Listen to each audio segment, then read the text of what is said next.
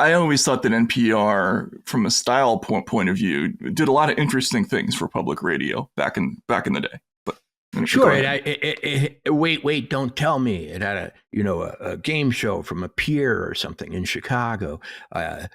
All of these other entertainment products that actually, probably did pretty well commercially in some sense within the nonprofit world. One thing that always caused me to alert when I listened to NPR was the names of the sponsors. They were what we now call NGOs, or the Pew Charitable Trust, the Ford Foundation. Now, we've come to see that those places were not the kind of objective and politically neutral institutions that we may have thought at the time. They line up pretty squarely with what's called now, the establishment, or the liberal establishment, or something maybe even to the left of that, but never bothered me. Then through some life change, I didn't listen to NPR for a few years. And then a few years ago, maybe in the mid-teens, I turned it back on, and it was unlistenable. Yeah. Every single story had been stretched on the Procrustean rack to yield a point about American racism, jingoism, stupidity, or just general inferiority to what we might be or should have been.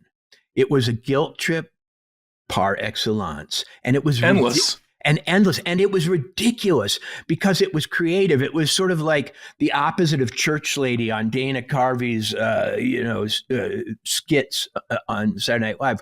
You could sort of find any phenomena and relate it to the devil. Well, NPR could tell any story. I mean, they could talk about a 20-car pileup in fog on a freeway in southern Utah, and it would turn out to be a story about gender. Or it would turn out to be a story about, slavery. Wow. So it is so funny, Walter, that you say that. And I guarantee you, folks who are listening, we did not coordinate this. But no, we don't coordinate. We don't coordinate. So before the show today, after watching that testimony by Katherine Maher, I went on the NPR site and just looked for what was on today. What were some of the features they were running right now? And one of them was a story that was entitled "The Real Reason for the Meghan Markle Hate." And Meghan Markle's Netflix show angered critics. This columnist says she knows why, and it's worth listening to for about a minute because it will get to something that you just talked about. The Duchess of Sussex, Meghan Markle, has a new show on Netflix. It's called With Love, Meghan, and in it, Markle, or Meghan Sussex, as she tells us she now wants to be known, offers tips on homemaking and entertains guests at a beautiful California estate. So, pretty typical lifestyle show. It's already been picked up for another season. So why all the hate? The snarky memes, the takedown pieces. Leslie Gray Streeter thinks she knows. Earlier this month, she published a column with the Baltimore Banner. Its headline, "The Real Reason People Are Mad at Meghan Markle's New Lifestyle Show." And she's with us now to tell us more about it. Welcome. Thanks for joining us. Thank you for having me. I love this subject. I get so many comments about it. Okay, so out with it. What's the real reason? The real reason is, I'm going to say racism and jealousy that is couched in racism and a little classism, and just, basically being mad that people have things that we might want that we don't have, and then racism. Okay, I'm sorry.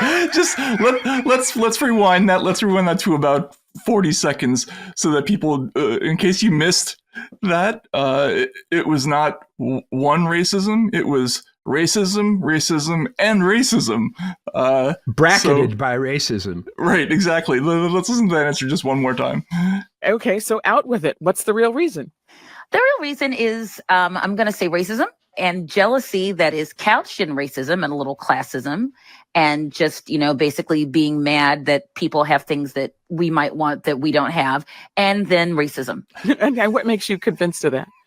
Wow. So The okay. victimization of the British royal family. Right, yeah, exactly. There can't possibly be any other reason that people can't stand Meghan Markle other than racism, and racism. But classism too, Matt. She slipped that in there, okay? So racism is generally a feeling that someone is our inferior or less valuable than other human beings. But she also said that envy is a part of it. Envy of her material splendor and endowments. So we've combined contempt for the supposed inferiors with envy for our superiors.